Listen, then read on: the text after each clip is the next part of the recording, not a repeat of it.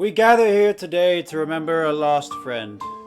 Retail. What once filled the shelves of our local Walmarts and Targets and Myers is now just a distant memory. No longer will we find blaster boxes or value packs, hanger boxes or monster boxes, no, just empty display cases filled with dust and nothing.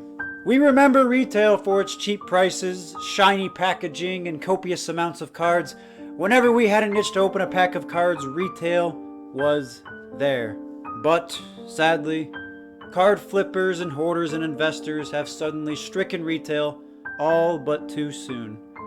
Until next time, retail, rest in peace. What's up guys, Eagleman here today with a quick discussion video about what's going on with retail. So if you've been a long-time card collector like myself, you can remember the good old days where you could just walk into any retail store, pick up the newest product at sticker price, and maybe even find some older products at clearance. Nowadays, you'd be hard-pressed to find any cards in the shelves 30 minutes after they've been stocked. It's sad, and frankly, I think it's hurting the hobby in the long term. But I'll talk about the effects of this retail purge later. But first, let's talk about how the death of retail actually came about.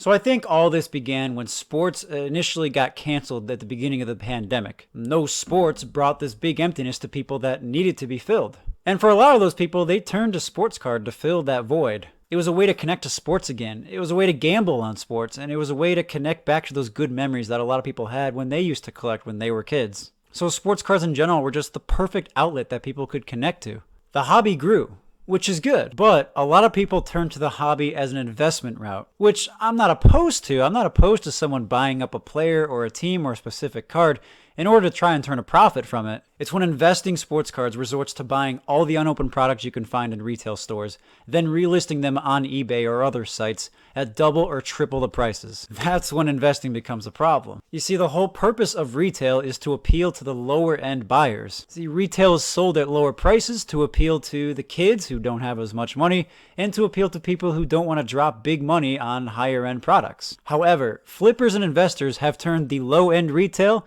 into the high-end market. And over time, this is going to drive out a lot of the current hobbyists. Right now, the demand for any type of sports card is just super high right now. Baseball, basketball, football, soccer, you can't find any of the products in retail stores, but you can find them in troves online for double or triple the prices. Supply is low and demand is high, which means the prices are just going to keep going up. And if prices are just going to keep going up, it's going to drive out those longtime collectors who just want to open up a few packs for the love of the hobby. One of the effects of this retail purge is actually closing off the market to the kids. I mean, do we really think kids are going to drop double or triple the price for a regular blaster box? I mean, they just don't have nearly as much money. Additionally, if Topps or Panini or even Upper Deck decide to start throwing more supply out into the market to reach the demands of the people, we're going to get a junk wax era 2.0. And already we've kind of seen this with flagship products like Topps 2020 Series 1 and Series 2. Those are products that Topps has already overproduced, and we've already seen enough data to show that. So if, and I guess when, this whole bubble market of the card industry is going to pop,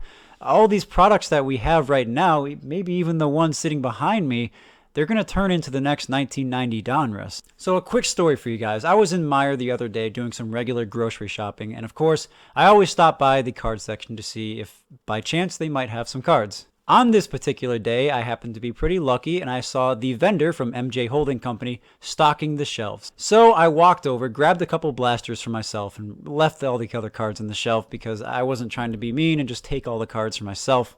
And I decided to strike a conversation with the gentleman that was stocking the cards. So I asked him, how busy has he been and how has work looked for him lately?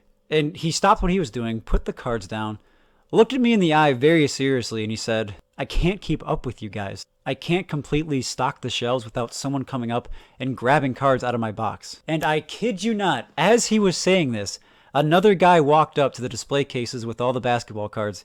He shoveled every single one of these basketball cards into a shopping cart and he scattered away to the registers. And like in such dramatic fashion, I could see this gentleman from MJ Holding Company, the vendor, just the anxiousness and the frustration in his face as another guy walked up, grabbed all the football cards and did nearly the exact same thing and scattered off to the registers to purchase them all at once. So we continued talking and he said that him and even some of his other colleagues had almost been stalked by some of these people, following him from store to store to just pick up and shovel all the retail product that they can get And to corroborate what he was saying, I've actually seen some footage and heard other stories of other vendors getting similar experiences of being stalked by people. So it's just so unfortunate the lengths that people will go to just to get a few retail products, just to flip them right away and make a quick buck. Now, if these people are buying these products and actually opening them up or doing a break with them or just saving them for later, that's cool. Like, I'm fine with that. I completely understand. Like, that's part of the hobby, and I encourage stuff like that. But my goodness, just be a nice person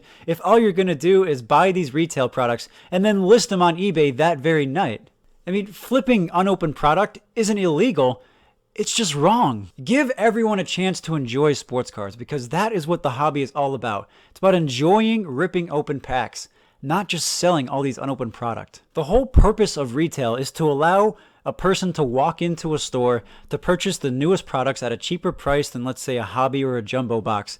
And retail itself is on the shelves to expand to more people. Retail expands the market to more people like the younger generation and people who don't want to be buying those higher end products or just dropping so much money. I like more people in the hobby. It's a good thing. I don't like retail hoarders in the hobby. It's becoming a bad thing. Frankly, I've given up trying to find good deals online of any sort of retail product, because I know most of that product is just coming from these crazy flippers who go and stalk vendors and just go and hoard all the product once it hits the shelf just to try and make a quick buck. Oh, sorry for the rant, guys, but I needed to get this off my chest because it is so frustrating lately. I've been collecting cards for over 12 years now, and I can't ever remember a moment where I've walked into the store and there was nothing on the shelf. I have always walked into the store and purchased retail cards as my main source of, I guess, baseball card itch. This is the first time in my collecting career where that avenue of going to retail stores is just not an option anymore.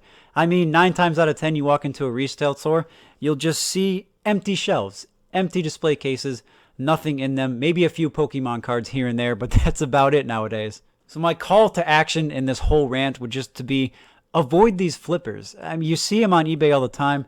They'll buy a Topps Chrome blaster box. They'll buy 20 of them if they can, and they'll sell them for like 50, 60 bucks. Avoid these people. Call them out. If you see them in person, call them out. Talk to them. Ask them why they're doing it. Most importantly, don't fall into their trap and just don't encourage their activity. It sucks right now trying to find cards. Retail is dead and the flippers killed it. But hey, that's going to do it for today's video. I know it's kind of like an off-topic one, not a usual video doing my channel, but hopefully you guys did enjoy it. Let me know your thoughts on it. Do you guys actually agree with me? It's okay if you disagree with me. I love feedback from you guys. So please comment below what you guys thought of my, I guess, little rant. Or let me know if you wanted to add on to my arguments or just try and justify some of my arguments that I made. Or if you've had experiences of yourself just going to the store and just finding nothing like I always do. But other than that, thank you all for watching and sticking around. Please like and subscribe for more baseball card content coming your way. And I will see you guys next time.